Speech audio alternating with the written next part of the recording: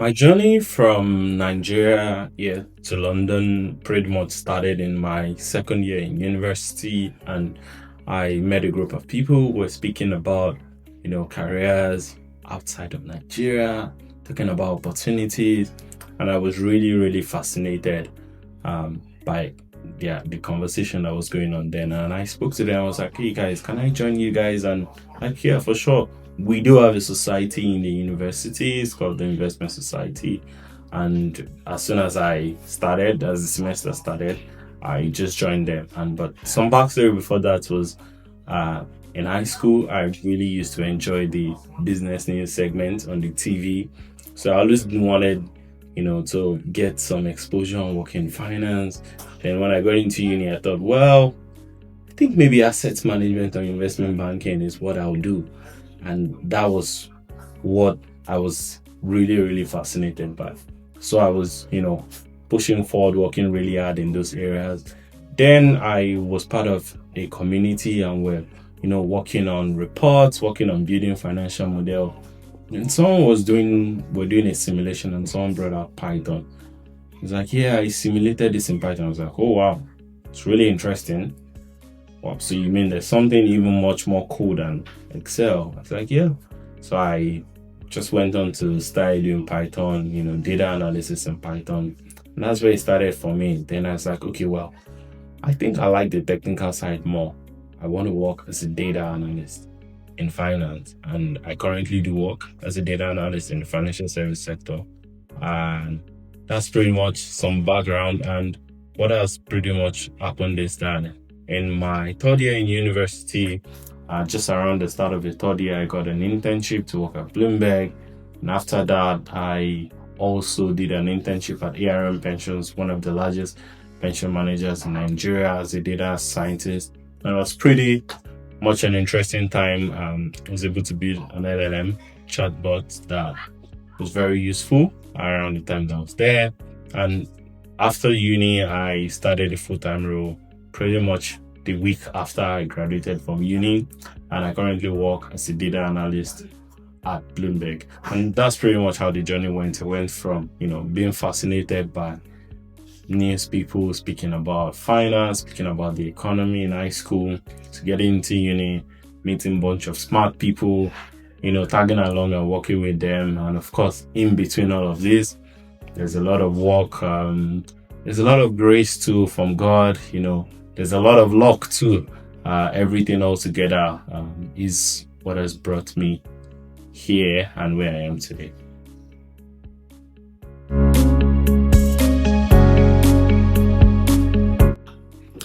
It is too close and too short to tell and to say, hey, I know about everything and how things work exactly here. But one key thing that I've seen as the difference between working in Nigeria and working in London is different communication styles. And a good example is that in Nigeria, right, communicating with someone much higher than you would mean, listening to them, waiting for them, and it's more like it's a very, very and very, very hierarchical structure, as opposed to working in London where, yes, it's hierarchical. Yes, your boss is your boss. Yes, you have to follow what your boss says, and they determine a lot of things, but also like your opinions and your ideas are welcome. It's not enough. You don't want to be the most silent person in the room. And this is something that I'm actively learning. I don't want to be the most silent person in the room. I want to ensure that my voice is heard. I want to speak up. And the dynamics of respect is different. In Nigeria, respect means waiting for people to speak before them. Here, respect means something different. Respect means also speaking. It means also speaking, it means also sharing your ideas and, not just taking the back seat. And another thing is also like, people are not afraid to try things out, irrespective of their age. And in Nigeria, white people are very, very young people are very, very innovative, very forward thinking, very hardworking. Nigeria is one of the largest youth population in the world, very hardworking. And however, for people much older, the problem is that they are very, very reluctant to try things out, very reluctant to try new technologies, and that means you could be stuck in web of old systems that don't move things forward. So it's not a case where, oh, Nigeria is bad here, everything in Nigeria is bad, everything here is good. It's just a case that like I'm more open here to trying out new things, and there is a different sense. So for a person in Nigeria, if you're working in Nigeria, for example, what respect means and what collaboration means might be different, but you also play to the area, play to whatever circumstances you are in, but do ensure rather that your voice is heard wherever you are. Lagos, London, America, make sure that your voice is heard, make sure that you speak out. So yes, that's it for me.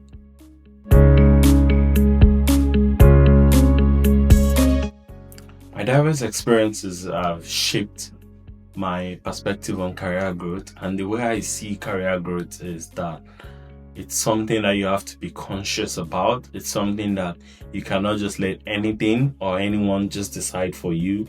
Like, you have to be making conscious effort to say, hey, this is what I want to do, and be open to explore, to say, hey, okay, I'm not too sure now, but I will explore this. I'll get the experience. Step into the abyss. Learn, try to do it. And if you don't like it, well, you don't have anything to lose. The worst is that you say, oh, you have diverse skill sets, and that's pretty much my perspective around career growth. So the first part, just to rephrase, is that the first part is just to apply yourself, move forward, and decide, right? Make that decision. You have to make that decision. And when you're confused, actually step into the ring, get some experience. And the other part of it is that you need to make conscious effort, right? You need to make conscious effort. I need to make sure that you're constantly checking yourself rather. How do I improve? How do I scale further? And one thing I've learned recently is that at each level that you unlock, you always need a different set of skill sets, and you must understand that this is part of the process. So your technical skills that were helpful yesterday might not be what you need for the next step. So you must be constantly learning, because it's a dynamic world, right? Things are changing. People don't use Blackberries again, and people use iPhones. And if you were so skilled in using Blackberry, your skill sets will be out of date today, right? So it's like thinking that we're in a dynamic world. You're in a dynamic world, so you must be dynamic, willing to constantly learn and upgrade yourself.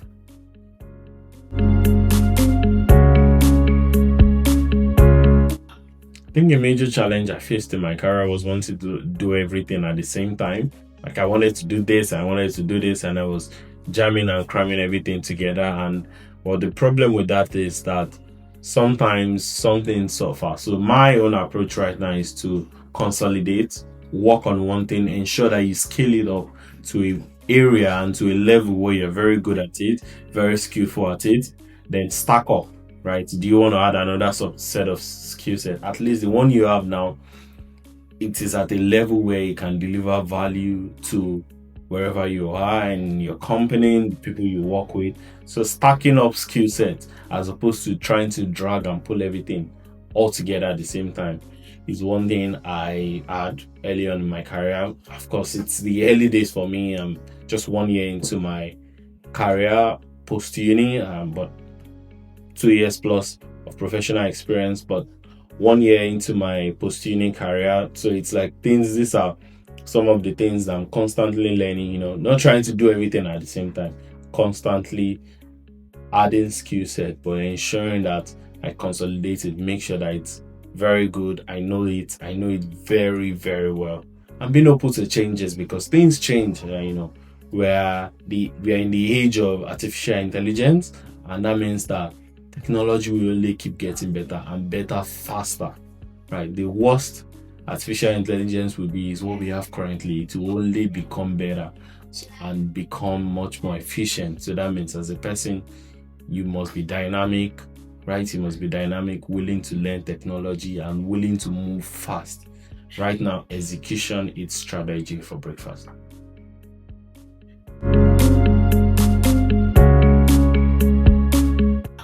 For young graduates looking to break into finance with technology experience, I would say you have the perfect skill set. And the thing is that in finance, there's a bias for technology because finance and technology are very, very interwoven. You need technical skills, you need technology skills in finance. And I would say apply yourself, right? What are the minimum things you can learn about finance if you have years of experience? What about taking the CFA level 1 course?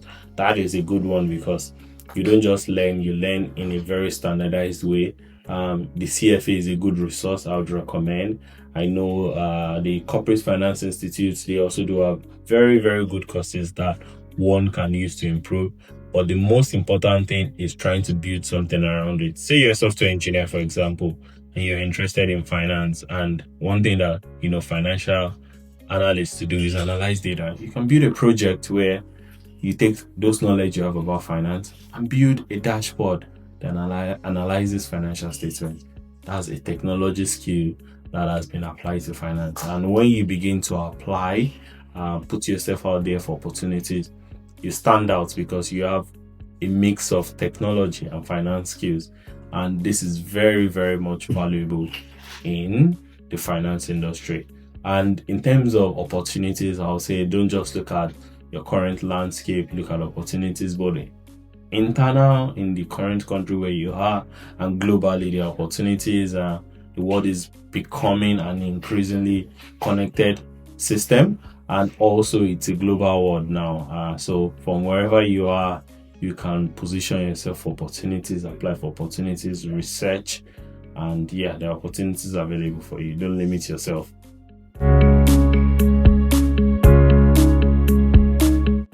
I can already see the change that artificial intelligence is making to the finance industry. A good example is that usually before you need to write code, need to use a Yahoo Finance API to get high pricing data for companies. But now with AI, you can get that in seconds. So the barriers to entry are very, very low. So for me, in the next 5 to 10 years, I see that AI is going to change the dynamics. And in what way will AI change the dynamics? I mean, AI will make execution faster. So as a person, you need to think about it.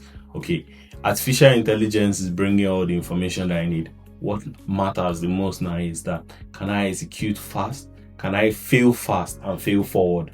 You're going to make a lot of mistakes. You're going to get some things right, some things wrong, but you need to execute fast, right? You need to leverage technology. Don't be artificial intelligence agnostic. Oh, AI is bad, I don't want to use it. No, you need to be able to now leverage technology. If you work in data, if you work in finance, we do artificial intelligence. We're in the age of artificial intelligence. Some people say this is the 5th industrial revolution, artificial intelligence. So it's about using technology to fail fast and fail forward. So for me, that's one thing I've been really thinking about, of how AI will change the dynamics of the industry.